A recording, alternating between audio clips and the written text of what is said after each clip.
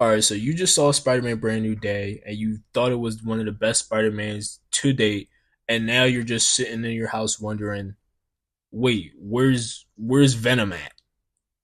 And I'm wondering the same thing, man.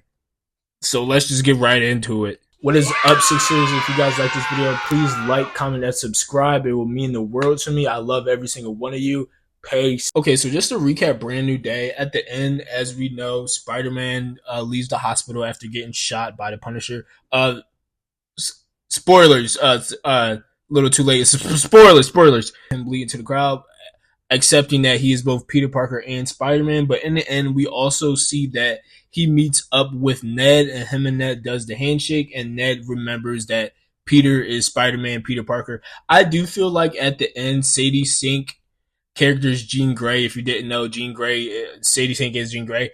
But I really do think at the end it was very clear that she somehow made MJ and Ned like unlock the memories in some type of capacity. I think Ned unlocked it by doing the handshake and really realized like, holy, like, oh my god, like Peter, like, and it is not him recognizing. People are confusing themselves that like, oh, he realizing that Peter is Spider-Man. He's not only realizing that, but he's got his memories back in that moment. I truly feel like.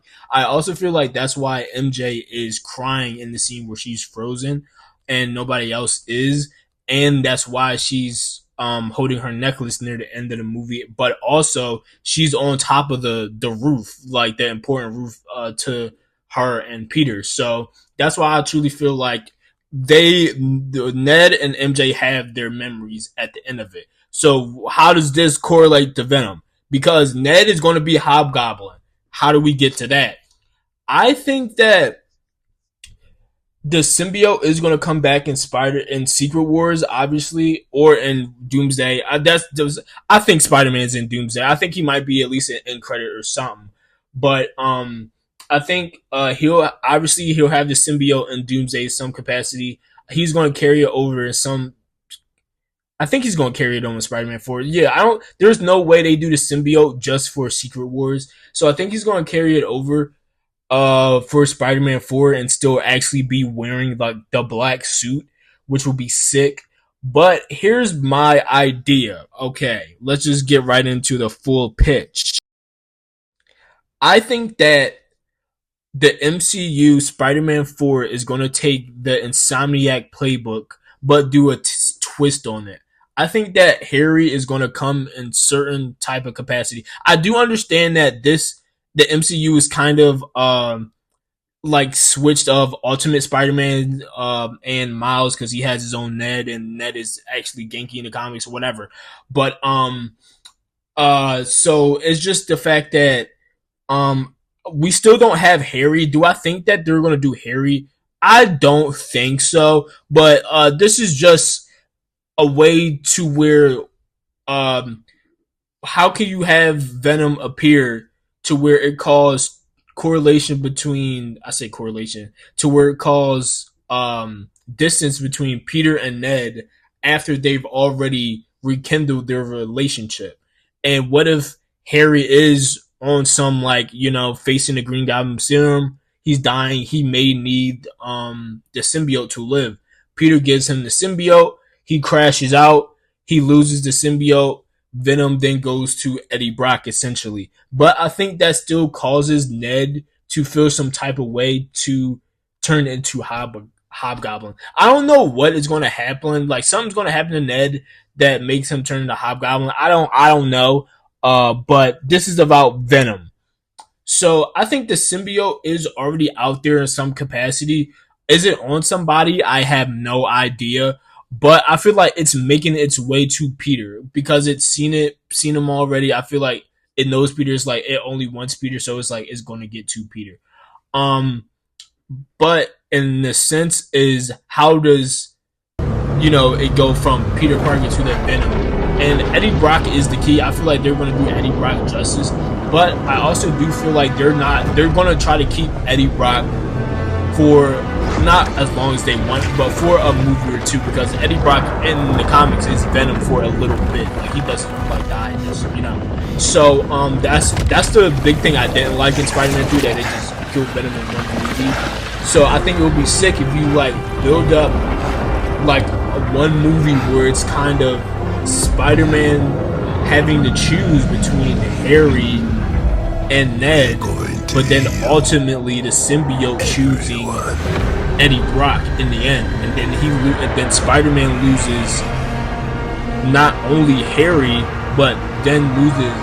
I'm sorry, but then loses Ned also, and now has literally three villains out of it. Like his two best friends are now his villains, and one of them was his coworker. So I feel like that would be a sense of the MJ, word of Peter Parker and Spider-Man facing his closest friends who are now villains. Ned, I think he will get Hobgoblin stuff. I don't know how they're going to do it. They shown he got mystical powers or whatever, but how he goes to like the Ned we know now to full out Hobgoblin is going to take some time. So I feel like that movie is going to set like the seed to eventually Hobgoblin, because I believe it's three movies, right? It's another trilogy. So I feel like the next movie is going to be the middle kind of the Venom. All you have to do is the fight for Venom, almost not the fight, but like who's going to end up being Venom. Like I think that's going to be the main question of Spider-Man 4 is between Peter Parker, between Ned, between Eddie, between Harry. Like who's ultimately going to end the movie with the symbiote to be Venom for the final film. But along with now that Venom is out there, now we have a Hobgoblin out there as well. And that's just my theory.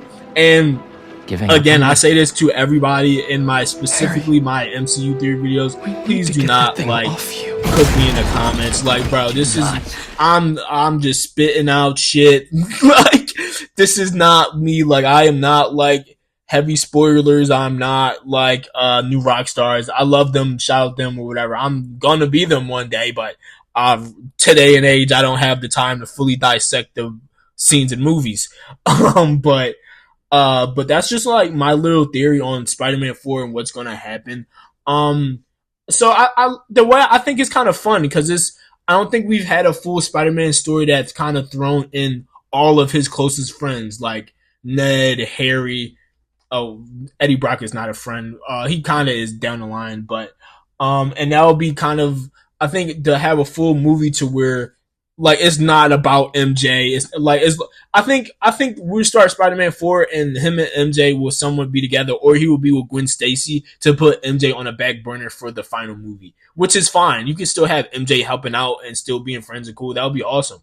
But I feel like that would be dope to have Eddie Brock be MJ's boyfriend, so it can be like an actual rivalry, and then eventually like him and Gwen break up, or you could do the death of Gwen Stacy again. Have Ned kill Gwen maybe, but then you just like rehash it, Tasm too.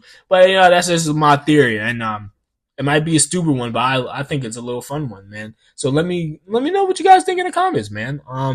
And what you guys thought of Spider-Man. I loved Spider-Man Brand New Day. I can't lie, man. It's up there as one of the best Spider-Man. It's the best Spider-Man. Me personally, it's the best MCU film. The way I say it as is, the way I grade my films is specifically MCU 2 is if I took a random person on the block and took them to the theater to watch this movie, would they enjoy it without knowing everything? That's my one thing. And Spider-Man Brand New Day, yes. And it's just a movie. It's not a MCU movie. It's a film, and that's why I feel like it's the best MCU film. It's to me is on a tier as the Batman. I feel like the Batman is still like tiers above everything else. To me personally, I'll die on this hill. The Batman starring Robert Pattinson is the best superhero film we've ever had to date. You can quote me on that. I don't care. It's over The Dark Knight. It's over Endgame. It's over all that shit, bro. But I just feel like with Spider-Man Brand New Day, like they really struck the mark. And I can't lie, over time, Spider-Man Brand New Day might grow on me more than the Batman. And that's just being honest. But that's until the Batman 2 come out. But yeah, I've kind of rambled on then. But love you guys. Peace.